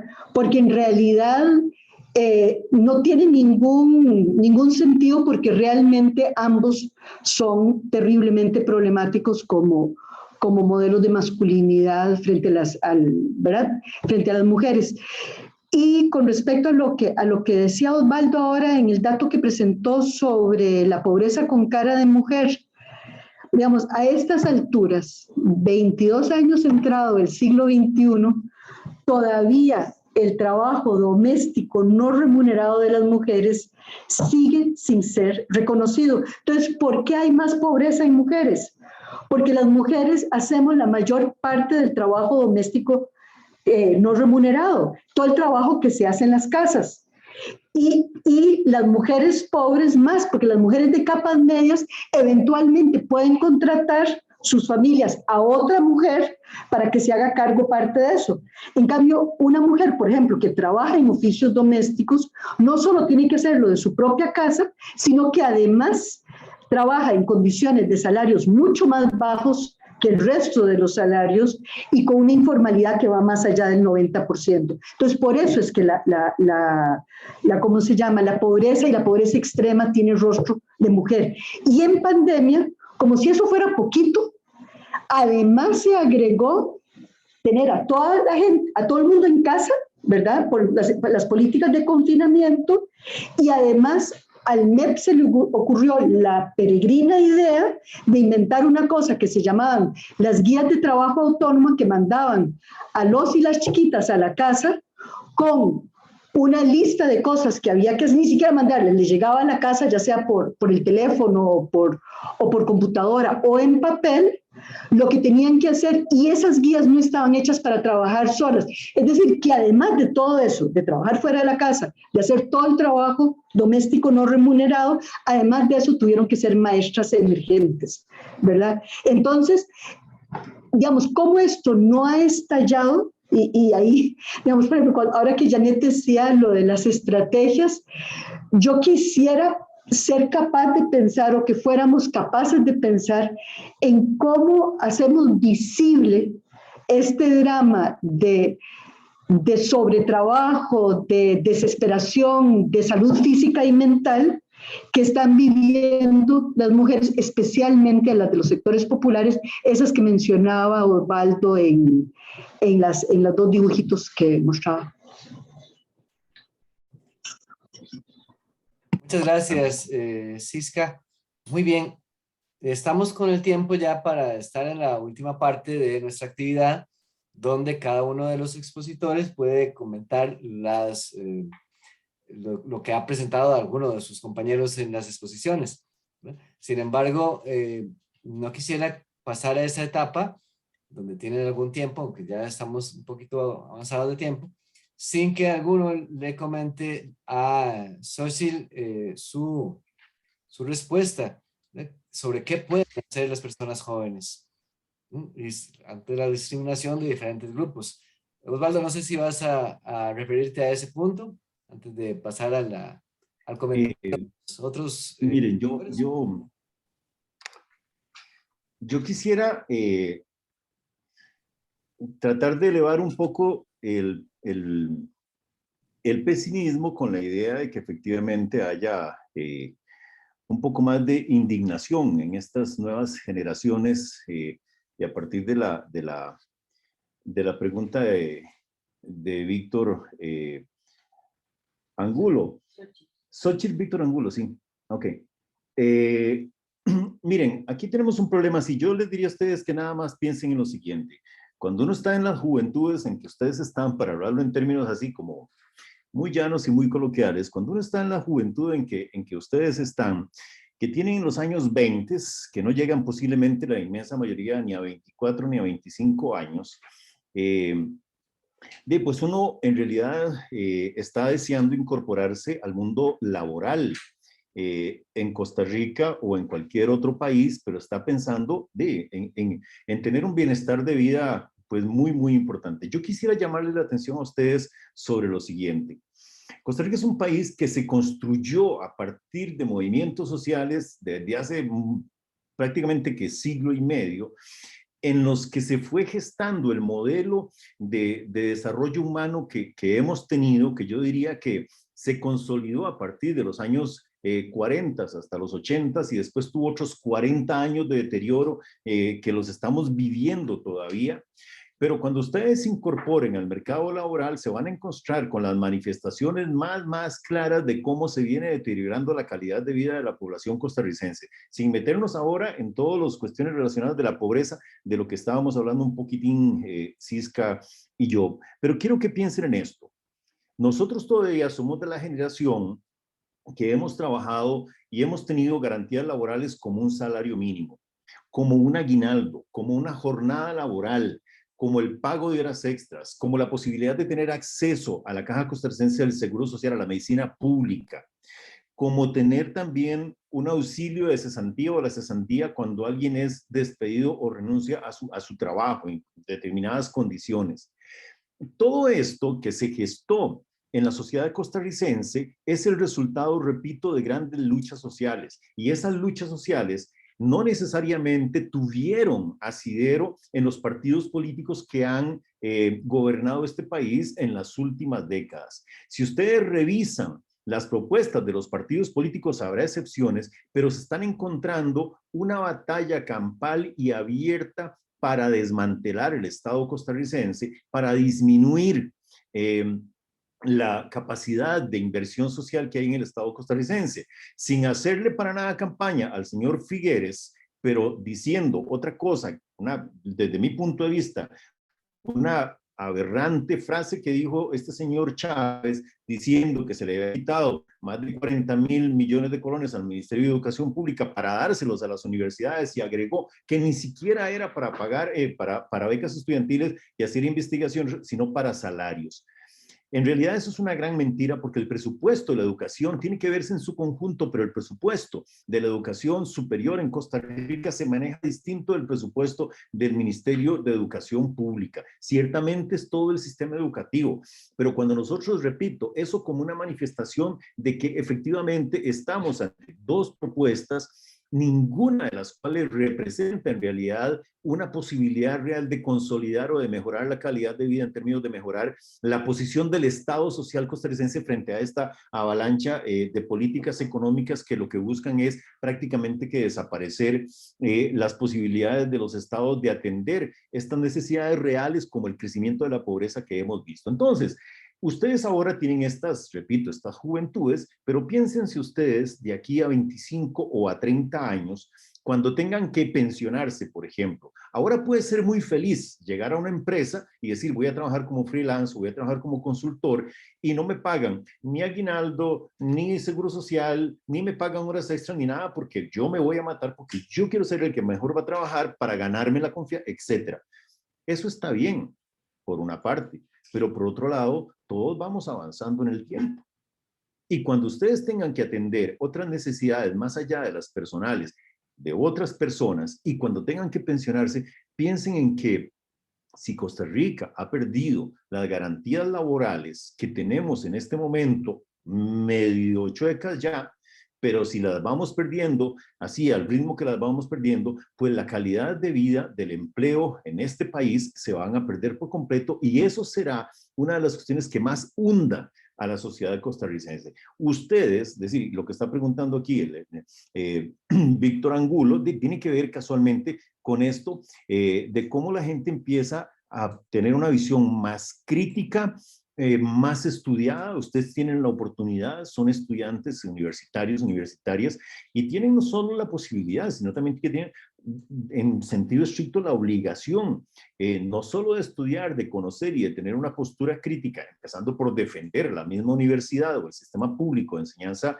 superior, sino también de ayudar a que otras personas también logren superar esta, por decirlo así, modorra de los discursos y de las propuestas políticas huecas y llegar a alguna propuesta un poco más contundente en términos de dar respuestas y tal.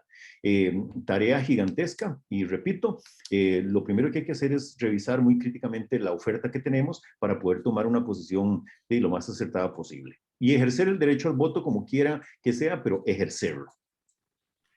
Muchas gracias, Osvaldo. Pasamos a la última parte de nuestro foro de hoy.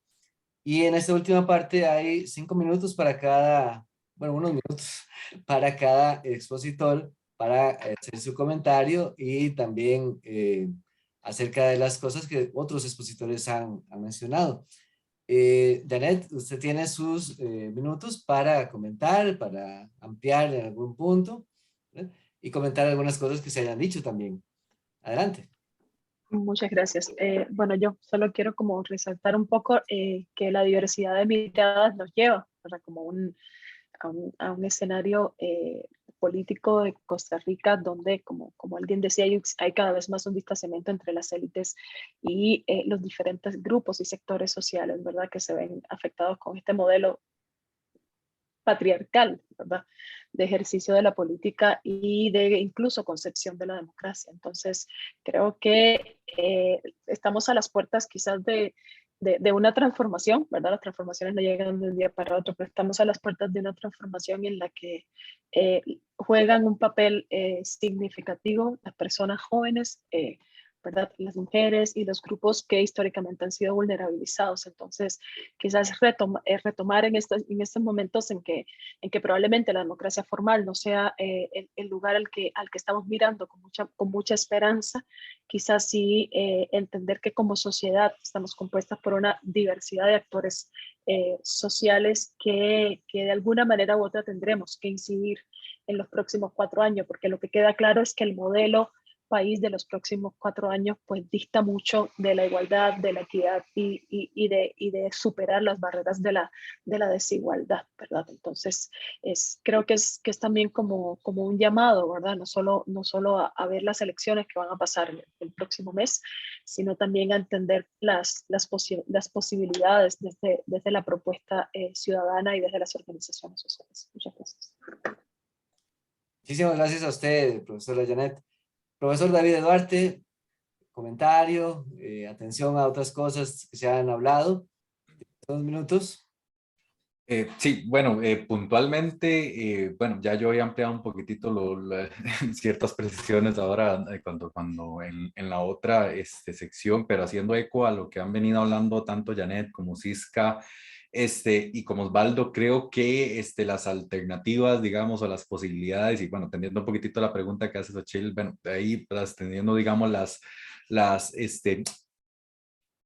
digamos, las posibilidades que tiene, digamos, la democracia costarricense o los caminos por los cuales pueden andar, pues están muy limitados, ¿verdad? Por cuestiones materiales, por cuestiones políticas, por cuestiones estructurales que, pues como ya hemos señalado, se arrastran, ¿verdad? Inclusive desde el siglo pasado. Yo creo que hay un aspecto bastante importante en toda esta cuestión, ¿verdad? Y es una cuestión que tal vez, especialmente, digamos, en estas condiciones, digamos, de pandemia, donde pues la dinámica social inclusive se afecta mucho más o se traslada inclusive a espacios virtuales donde pues ahí hay mucho propensión, ¿verdad?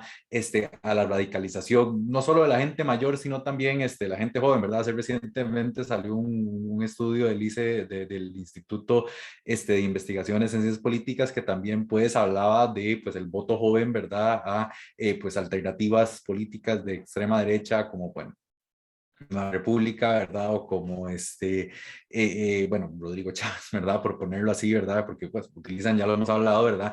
Las mismas estrategias discursivas y hacen alusión, ¿verdad? Las mismas, pues cuestiones, digamos, un toque conspirativas y demás.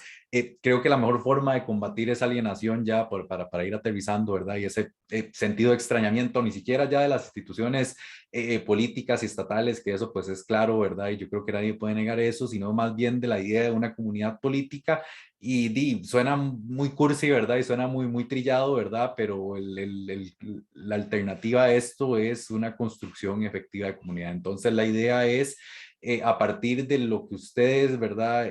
Consideren que es importante y que es relevante, ¿verdad? A partir de un análisis también, ¿verdad? De las condiciones materiales del país y de ustedes, pues efectivamente ir acercándose a grupos políticos que tiendan, ¿verdad? Ojalá a ese tipo de cuestión, qué sé yo, ¿verdad? Especialmente, bueno, esto no le va a hacer la invitación a los hombres porque hay pues todo un debate y demás, pero de hoy en 8, ¿verdad? La marcha de el 8 de marzo, ¿verdad? Y pues yo no quiero tampoco decirle a la gente, ¿verdad? Que ropa o que se exponga, ¿verdad? A un virus y que se meta aglomeraciones y demás, pero la idea de salir a la calle y verse con otras personas, ¿verdad? Y compartir esto, yo creo que es algo que si bien los jóvenes han experimentado muy poco, inclusive menos, ¿verdad? Con toda esta cuestión de la pandemia, ¿verdad? Entonces, esta noción, ¿verdad? De construcción de comunidad política y demás es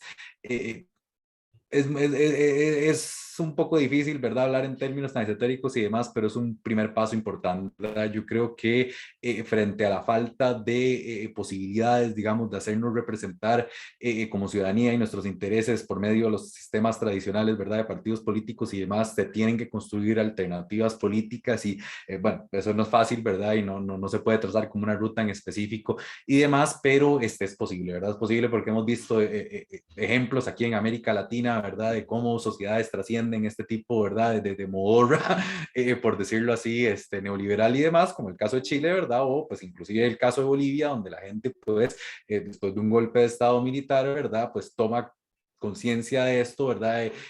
Bueno, ya son movimientos sociales que existían con mucha fuerza y demás, pero bueno, nosotros tenemos que empezar a construir eso aquí en Costa Rica. Entonces, bueno, un buen primer paso, ¿verdad? Es que tal vez alguna movilización sobre algo que a ustedes les importa o algo así, bueno, ir a ver, ¿verdad? Y qué pasa, y involucrarse más en su comunidad, ¿verdad? Hacer un poquitito, ¿verdad? De trabajo ahí en base y poco a poco, ¿verdad? Ir construyendo un proyecto político y una conciencia ahí más, pues, ojalá que, ¿verdad? Que nos pueda ayudar a trascender pues lo que tenemos actualmente, ¿verdad? Entonces, yo sé que es muy vago, ¿verdad? Y muy difuso lo que estoy diciendo, pero por el momento dejar ahí el comentario mío. Entonces, eso sería. Gracias. Muchas gracias a usted, David. Muy bien. Doctora Cisca Raventos, de su parte. No me parece vago el comentario de David. Voy a seguir en esa misma línea. Creo que la idea de comunidad política es poderosa.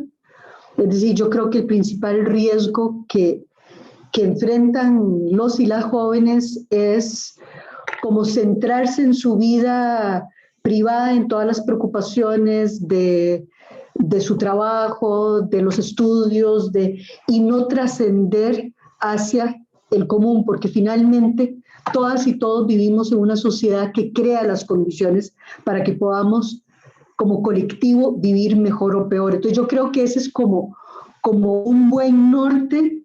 Creo que hay un enorme riesgo en esta elección que tiene que ver con algo que decía Osvaldo al principio, que es que nadie está proponiendo finalmente nada. Es decir, como que se echa las culpas a todo, sobre todo por parte de Rodrigo Chávez, digamos, de todo lo que se ha hecho mal y dice muchas cosas que son ciertas, ¿verdad?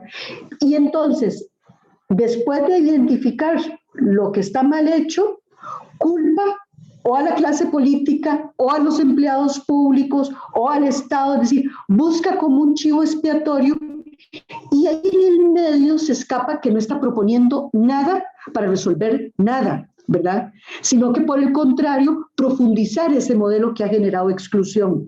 Entonces, yo creo que para lo que mencionaban de voto informado, pienso que lo más importante es eso que señalaba Osvaldo, es decir, ¿qué es lo que buscan para empleo, para el futuro de la caja, para evitar el colapso del sistema educativo público? Porque realmente estamos en una situación muy, muy mala, ¿verdad?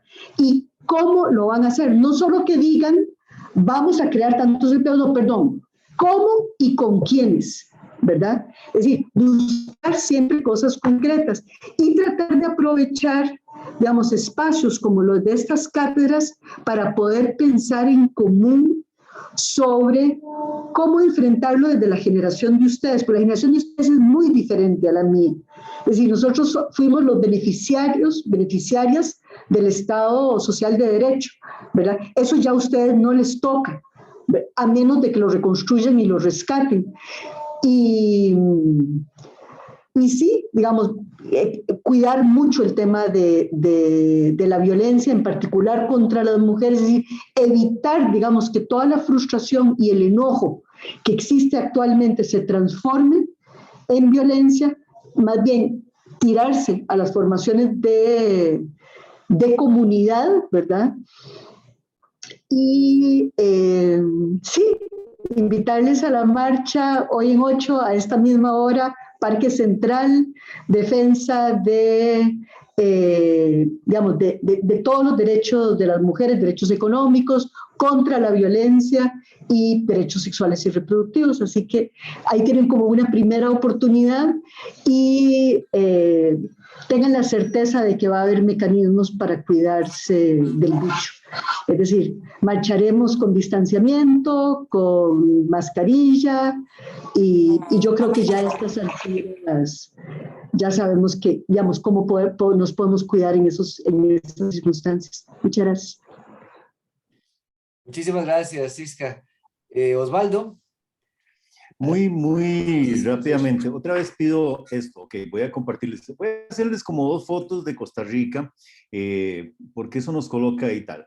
Miren, cuando nosotros decimos reiteradamente que los partidos políticos no están dando respuestas concretas a los problemas acuciantes o fundamentales del país, pues aquí hay una revelación con efectivamente de cómo es. Costa Rica es en los últimos años uno de los países en el mundo que ha crecido más en desigualdad. Y esa desigualdad se refleja en estos datos. El quintil más alto de la población costarricense o de mayores ingresos, que es el 20% de la población del país que tiene ingresos más elevados, acapara más del 50% de la riqueza nacional, mientras que el 20% más pobre apenas alcanza el 4% de la riqueza nacional. Esta distribución tan absolutamente desequilibrada de la riqueza nacional, la pregunta que ustedes deberían y que todos debemos hacernos es si los partidos políticos están dando alguna propuesta concreta para revertir esta tendencia a la desigualdad social en Costa Rica, hacia la inequidad extrema. Y la respuesta es sencillamente no. Entonces, este es el modelo de país que ustedes van a tener que vivir cuando se incorporen a la vida laboral. Este es el modelo de país que está sirviendo para una reconcentración odiosa de la riqueza en el país y que es un país que está apuntando hacia una convulsión social, no sabemos de qué tipo definitivamente. Retomando con esto lo que decía David y lo que apuntaba también Cisca, sí, efectivamente, miren, hay que hacer comunidad, hay que hacer unión, hay que hacer grupos, hay que preguntarse cuestiones, hay que defender derechos. A nosotros nos han enseñado que somos un país democrático, nos dijeron ese discurso, pero en realidad no nos dijeron cómo se ejerce la democracia, cómo se hace la democracia. Y pego un brinco para la otra fotografía que les quiero enseñar, que es esto. Miren, lo que estamos viviendo en este momento, y posiblemente yo no sé si ya terminaría el foro del Consejo Nacional de Rectores de nuestras universidades con el candidato a la presidencia, José María Figueres, y estaban hablando casualmente de las universidades, pero pónganle atención a estos datos que están aquí para que ustedes vean cómo hay un montón de razones por las cuales deberíamos estar luchando, peleando de distintas formas, informándonos de distintas maneras, de todo lo posible para salir a defender lo que inmediatamente es, por decirlo así, nuestro lugar en el que nos movemos. Vean esto, aquí dice 2022.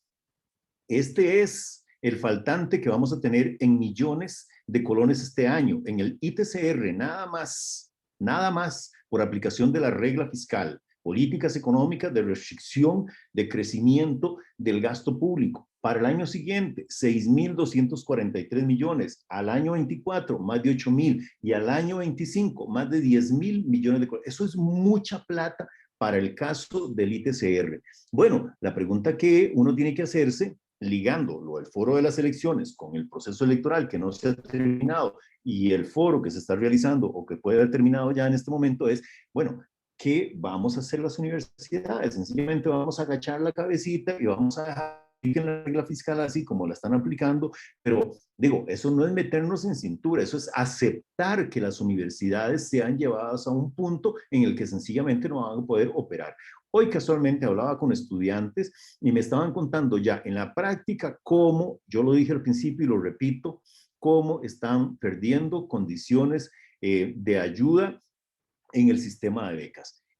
Ahí hay por qué organizarse, por qué unirse, por qué marchar, por qué manifestarse, etc. Son derechos fundamentales. Entonces, mientras mejore, por decir así, la calidad del sistema educativo, ustedes van a tener muchas más posibilidades de mejorar en general la calidad de vida del pueblo costarricense. De tal forma que esas son cuestiones que se van a definir también en el proceso electoral. Y repito, no estoy diciendo, como lo han dicho también otros, es decir, vayan, voten por este o por tal, es decir, ejerzan el derecho al voto, y el derecho al voto tiene muchas opciones, pero lo que no podemos hacer es quedarnos callados. Sencillamente no podemos quedarnos callados ante una situación como la que está viviendo el país, y nosotros estamos, tanto como profesores y profesoras como estudiantes en la universidad, realmente en una zona de privilegio que nos obliga a tomar posición crítica frente a lo que está viviendo el país. Muchas gracias, Osvaldo. Bien. ¿Cómo quito esto? Ajá, y le das arriba y ya. Ya. Eso es. Y entonces ya terminamos nuestra actividad. No porque lo diga yo, pero me parece que ha sido una muy buena oportunidad, magníficas participaciones de parte de los 4 profesores que nos han acompañado en las exposiciones, y también en cuanto a las preguntas que aprovechan a los invitados para que le demos todavía mayor vuelo a las cosas que debemos atender y discutir. Tanto en la Cátedra de Agenda Nacional como la de Seminario de Estudios Costarricenses, y en especial, en general, en la Escuela de Ciencias Sociales, como lo decía Osvaldo hace un momento, estamos comprometidos porque se den estos espacios y hacemos el esfuerzo porque se den. Así es que los que han querido pensar en este momento, pero no han podido estar aquí, van a tener disponible la grabación en video de este foro. En su momento, esperamos que a más tardar el jueves, probablemente mañana, ya pueda circularse la dirección electrónica en la que van a poder encontrar todos los miembros de la comunidad del TEC y más allá, porque va a estar público, la grabación en video, para que puedan acceder a un momento como este, que agradecemos muchísimo a los expositores porque me parece que ha sido de muy alta calidad. Muchísimas gracias, profesora Janet, muchísimas gracias, profesor David, muchísimas gracias, profesora Cisca y profesor Osvaldo Durán. Y terminamos nuestra actividad de este día. Han sido casi 2 horas, me parece que muy bien aprovechadas. Muchísimas gracias a ustedes 4. Muchas gracias a ustedes por la invitación y por la escucha. Muchas gracias. Gracias, buenas tardes. Buenas tardes. Muchas gracias. Buenas tardes. A usted también, Mayrín, directora de la escuela, muchas gracias. A todos los que están. Muchas gracias, de verdad. Muy bien. Muchas gracias. Buenas tardes. Chao, Terminamos. Carolina, Buenas tardes, muchas gracias, compañeros. Muchas por gracias, estar muy aquí. interesante. Buenas tardes. Gracias. Buenas tardes, Lianet. Ok, hasta luego. Hasta luego, muy buenas tardes. Gracias, compañeros. Buenas tardes. Muy Gracias, buenas temas en el gracias, curso. muy bien. Hasta luego. Muy bueno. Hasta luego. Terminamos. Mauricio. Sí, ahí Chao, está. chao.